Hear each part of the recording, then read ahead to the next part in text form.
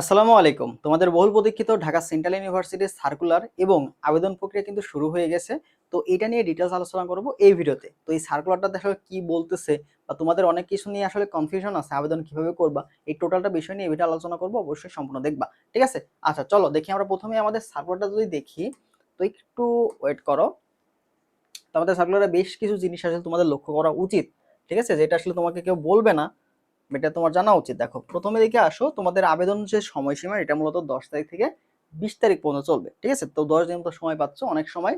আর হচ্ছে প্রক্রিয়াধীন আবেদনকারী ন্যূনতম যোগ্যতা যাচাইয়ের সীমা। এখন বিষয়টা হচ্ছে, দেখো এই যে এই প্রবলেমটা, তো এটা তোমরা অনেকে পেমেন্টের ক্ষেত্রে কিন্তু ঝামেলায় পড়ো। পেমেন্টের ক্ষেত্রে ঝামেলা বলতে তোমাদের হচ্ছে প্রক্রিয়াধীন আবেদনকারীদের ন্যূনতম যোগ্যতা, মানে তুমি হচ্ছে আবেদন করবা, করার পরে তোমার যে ন্যূনতম যোগ্যতাটা এইটা তোমার শেষ হবে হচ্ছে 21 জুন থেকে 23 জুন। ঠিক আছে? 21 জুন থেকে 23 জুন।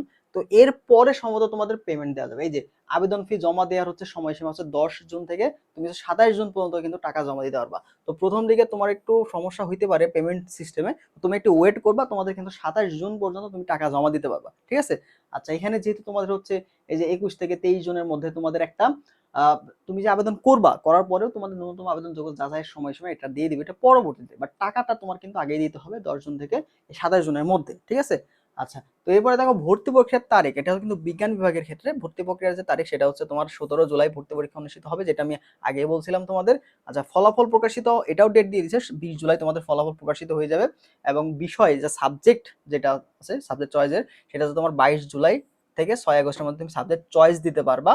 আচ্ছা, এরপরে ভর্তির সময়সীমা তোমাদের 13 আগস্ট থেকে 7 আগস্ট পর্যন্ত ভর্তি হবে, এবং ক্লাস শুরুর তারিখ কিন্তু দিয়ে দিচ্ছে 6 সেপ্টেম্বর। এখন বিষয় হলো সবই ঠিক আছে, বাট তোমরা আসলে কিসের ছাত্র? তোমরা কি 7 কলেজের ছাত্র হবা নাকি ঢাকা সেন্ট্রালের ছাত্র হবা? দেখো এই যে এখানে দেখো ঢাকা সেন্ট্রাল ইউনিভার্সিটি সংযুক্ত সরকারি 7 কলেজ। ঠিক আছে? ঢাকা সেন্ট্রাল ইউনিভার্সিটি সংযুক্ত সরকারি 7 কলেজ, এটা দ্বারা আসলে কি বোঝাচ্ছে? এটা দ্বারা বোঝাচ্ছে পূর্বে যা ছিল এখনো তাই। তোমরা ঢাকা, যেমন ঢাকা বিশ্ববিদ্যালয়ে অধিভুক্ত 7 কলেজ যখন ছিল, 7 কলেজ যেভাবে পড়াশোনা হতো, তোমাদের এখানেও ঠিক সেইভাবেই পড়াশোনাটা হবে। অর্থাৎ গতবার তোমার যেমন হচ্ছে ঢাকা বিশ্ববিদ্যালয় থেকে তোমাদের সার্টিফিকেট দেওয়া হতো বা পরীক্ষা সবকিছু ঢাকা বিশ্ববিদ্যালয় নিয়ন্ত্রণ করতো, তো এই বছর থেকে 24-25 সেশন থেকে মূলত এটা কি করবে, ঢাকা সেন্ট্রাল ইউনিভার্সিটি নিয়ন্ত্রণ করবে। আচ্ছা, এটা আরো ক্লিয়ার ভাবে যদি বোঝা যায়, দেখো এখানে তোমাদের সাবজেক্ট যে বন্টন এটা তোমার দেখাই। দেখো প্রত্যেকটা কলেজের কিন্তু আলাদাভাবে সাবজেক্ট দেওয়া আছে, প্রত্যেকটা কলেজের আলাদাভাবে সাবজেক্ট দেওয়া আছে। তো তুমিই বলো যে এতগুলা কলেজকে তুমি কেমনে এই কলেজে তুমি ফিজিক্সের ক্লাস করতেছো, আবার এই কলেজে ফিজিক্সের ক্লাস করতেছো, এটা ভার্সিটি হয়? এটা তো ভার্সিটি হয় না। ঠিক আছে? তার মানে এটা কি সংযুক্ত কলেজ আকারে তোমাকে দিয়ে দিছে, ওই আগে যেমন অধিভুক্ত ছিল ওইটাই থাকবে। ঠিক আছে? এখানে যেই টিচারগুলো ক্লাস নিত ওরাই ক্লাস নিবে, বাংলা মিডিয়াম থাকবে, ইয়ার ওয়াইজ হবে। জাস্ট সিম্পল যে পার্থক্যটা তৈরি হয়েছে সেটা হচ্ছে তোমাদের ঢাকা বিশ্ববিদ্যালয়ের জায়গায় ঢাকা সেন্ট্রাল ইউনিভার্সিটি পরীক্ষাগুলো নিবে, রেজাল্ট দিবে, এটাই। ঠিক আছে? নতুন কোনো কিছু পার্থক্য হয় নাই, মানে যা ছিল একই জিনিস। বুঝতে পারছো? এইটা হচ্ছে মেইন ফ্যাক্ট। তো অনেকে তোমাকে ঢাকা সেন্ট্রাল ইউনিভার্সিটি বলে লাফাইতেছে। তো তুমি যখন ভর্তি পরীক্ষা দিবা, তুমি 7 কলেজে পরীক্ষা দিবা, তুমি কিন্তু এই যে ঢাকা সেন্ট্রাল ইউনিভার্সিটির স্টুডেন্ট না। তোমাকে ঢাকা সেন্ট্রাল ইউনিভার্সিটি তোমাকে সার্টিফিকেট দিবে, বাট তুমি আলটিমেটলি ঢাকা কলেজের শিক্ষার্থী, তুমি আলটিমেটলি ইডেন কলেজের শিক্ষার্থী। ঠিক আছে? তুমি আলটিমেটলি দেখো এখানে বদরুন্নেসার শিক্ষার্থী, তুমি এদের শিক্ষার্থী হবা, তুমি এই কলেজগুলো তোমার পরিচয়, তোমাকে সার্টিফিকেট দিবে হচ্ছে ঢাকা সেন্ট্রাল ইউনিভার্সিটি। তো এই জিনিসটা আসলে ক্লিয়ার করতেছে না, বুঝতে গেল? এটা তোমাকে বুঝতে হবে। এখন তুমি যদি চাও যে আসলে সংযুক্ত থেকে আমি আবেদন করব, তুমি করতে পারো, কিন্তু ঢাকা সেন্ট্রাল ইউনিভার্সিটির ছাত্র তুমি এই হিসাবে তুমি আবেদন করতে চাইলে আসলে এটা না। বোঝা গেল? তাহলে ভাই আলাদা কি পরীক্ষা হবে? না, এই বছর তো সম্ভব না। ঢাকা সেন্ট্রাল ইউনিভার্সিটি আলাদাভাবে একটা বিশ্ববিদ্যালয় হবে, আলাদাভাবে একটা বিশ্ববিদ্যালয় থাকবে, আলাদা ওদের ক্যাম্পাস থাকবে। পরবর্তীতে দেখা যাবে ঢাকা সেন্ট্রাল ইউনিভার্সিটির ভর্তি পরীক্ষা নিবে, এটা পরে। যেমন তুমি যদি ন্যাশনালের কথা দেখো, জাতীয় বিশ্ববিদ্যালয় অধিভুক্ত যে কলেজগুলো, তার কিন্তু একটা পরীক্ষা হয়ে গেছে। এবার জাতীয় বিশ্ববিদ্যালয় মেন ক্যাম্পাস যেটা গাজীপুরে অবস্থিত, ওইটারে কিন্তু আরেকটা পরীক্ষা হবে। তো এইটাও কিন্তু 2-3 বছর পরে, এখনো যেহেতু ক্যাম্পাস তৈরি হয় নাই, নির্মাণাধীন, নির্মাণ করতে হবে, বাজেট আসলে দেন এটা তৈরি হবে।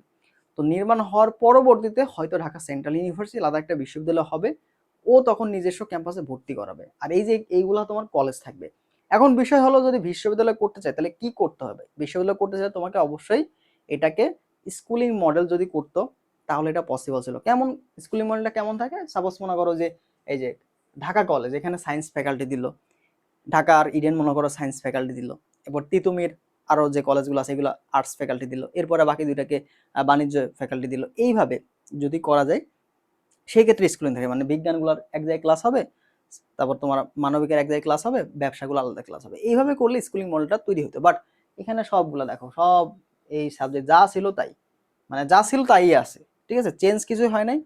ঢাকা সেন্ট্রাল ইউনিভার্সিটির অধিভুক্ত তোমরা হইলা, এটাই হচ্ছে মেইন পার্থক্য, ঠিক আছে। তার মানে তোমরা ঢাকা সেন্ট্রাল ইউনিভার্সিটির স্টুডেন্ট না, তোমরা হচ্ছে এইসব 7 কলেজের রেগুলার স্টুডেন্ট। তোমাকে জাস্ট এটা কি করবে, সার্টিফিকেটটা দিবে, বোঝা গেল। আর যারা আগে ক্লাস নিত ওই বিসিএস ক্যাডার হ্যান ত্যান যা ছিল, ওরাই তোমাকে ক্লাস নেবে, বাংলা বই পড়বা ওই একই, ঠিক আছে।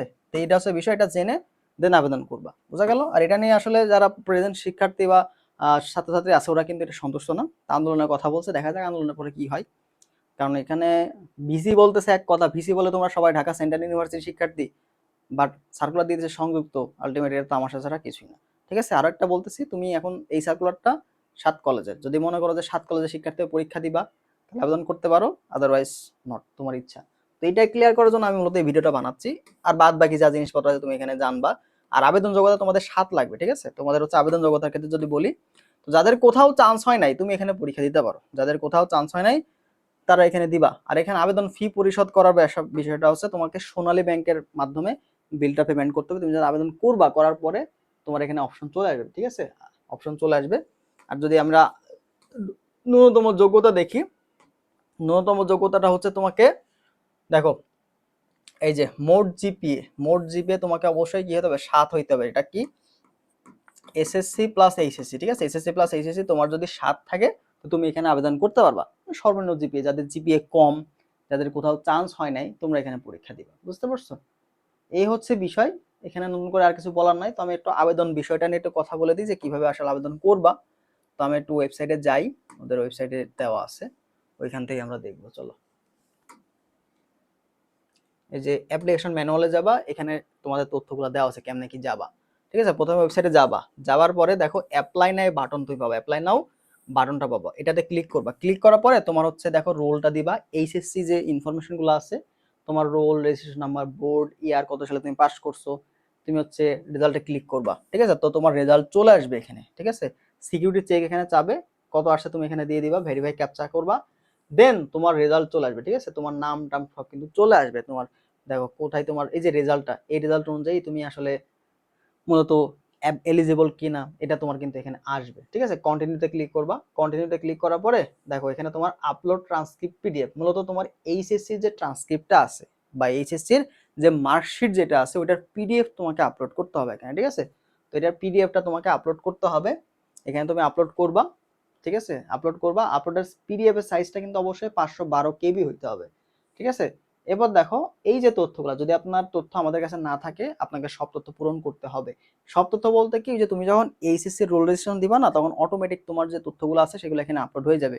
যদি না হয়, এই যে এখানে যদি নামগুলো না আসে, তো তুমি আলাদা করে দিবা। অবশ্যই তোমার এইচএসসি সার্টিফিকেট বা রেজিস্ট্রেশন কার্ডে যেভাবে নাম, ফাদার্স নেম, মাদার্স নেম দেওয়া আছে, তুমি ওভাবেই এখানে দিবা, ঠিক আছে। দেওয়ার পরে তুমি ক্লিক করে তোমার এসএসসি ইনফরমেশনগুলো দিবা, ঠিক আছে। এগুলো হয়ে যাবে, তোমার ফটো তুমি আপলোড করবা।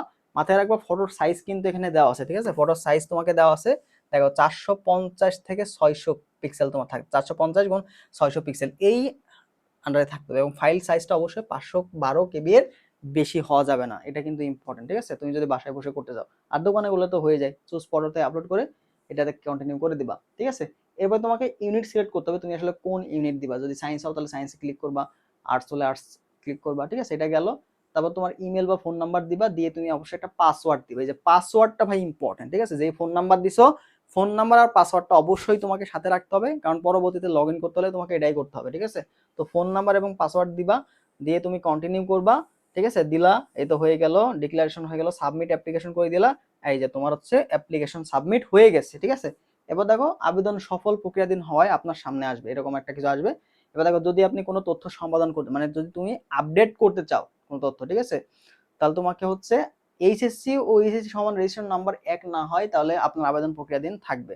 এখন বিষয় হলো, দেখো আমরা জানি কি এসএসসি আর এইচএসসি এর রেজিস্ট্রেশন নাম্বারটা সেটা কিন্তু সেম থাকে, বোঝা গেল, সেটা কিন্তু সেম থাকে। যদি ভিন্ন হয়ে যায় তাহলে কিন্তু তোমার আবেদন প্রক্রিয়াধীন থাকবে, মানে সাবমিট হবে না, ঠিক আছে। চূড়ান্ত হওয়ার পর আপনি টাকা জমা দিতে পারবেন। এখন আপনি কোনো তথ্য সম্পাদনা করতে চাইলে রেডি ফর পেমেন্ট কথাটি দেখতে পারবে, আপনি এখনই অথবা পরবর্তী সময় লগ ইন করে সোনালী ব্যাংকের পোর্টাল থেকে টাকা জমা দিতে পারবেন। যদি তোমার সব কিছু ঠিক থাকে, সাবমিটটা যদি ভালো মতো হয়, তাহলে তোমার দেখবা রেডি ফর পেমেন্ট এই অপশনটা আসবে, যে নিচের দিকে রেডি ফর পেমেন্ট একটা অপশন তুমি পাবা। ঠিক আছে, রেডি ফর পেমেন্ট অপশনটা তুমি পাবা। ওই অপশন থেকে তুমি কি করবা, সোনালী ব্যাংকের পোর্টালে গিয়ে তুমি যা যা তোমার তথ্য চাচ্ছে ওগুলো দিলে তুমি পেমেন্টটা করতে পারবে। এটা ফি হচ্ছে 800 টাকা, 800 টাকা দিয়ে পেমেন্ট করতে পারবা। তো এই হচ্ছে মূলত আবেদন প্রক্রিয়াটা। ঠিক আছে, এভাবে তুমি করবা। তো সার্কুলার নিয়ে এই বিষয়টা বললাম, যেটা এখনো তোমাকে ক্লিয়ার করে নাই কেউ, ওটা ক্লিয়ার করলাম যে এটা হচ্ছে তোমার ঢাকা সেন্ট্রাল ইউনিভার্সিটি সংযুক্ত 7 কলেজ। এটা তোমার ঢাকা সেন্ট্রাল ইউনিভার্সিটি, তোমার যে ইউনিভার্সিটি আমরা যে তোমাকে লোভ লাগাইলাম, ওই ইউনিভার্সিটি আসলে তোমাদের এখানে হইতেছে না। তোমাদের ওই 7 কলেজে বাংলা ভার্সনে পড়াশোনা করতে হবে, ওই ক্যাম্পাসগুলো তোমার পরিচয় হবে, বাট সার্টিফিকেটটা দেবে তোমাকে ঢাকা সেন্ট্রাল ইউনিভার্সিটি। ঠিক আছে, এটাই হচ্ছে ফ্যাক্ট। বোঝা গেল? যারা আবেদন করছো তাদের জন্য শুভকামনা। আল্লাহ হাফেজ।